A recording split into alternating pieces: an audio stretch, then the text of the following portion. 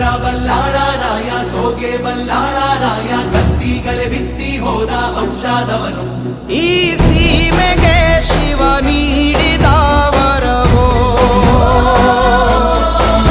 ಈ ಊರಿಗೆ ಇವಾಲದ ಮರವೋ ಮೂರು ಸುತ್ತಿನ ಕ್ವಾಟೆ ಗಸ್ತಿಗೆ ನಿಂತ ಗರಡಿ ಮನೆ ನಾಯಕ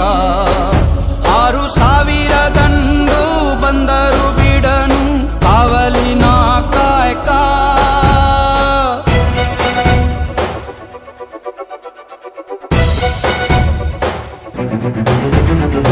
ಏಳು ಏಳೆಡೆಯ ಸರ್ಪ ಬಂದು ಕುಂತೈತೋ ಯಪ್ಪ ನಮ್ಮ ಹುಲಿಯೂರು ದುರ್ಗ ಕಾಯೋ ತಂದ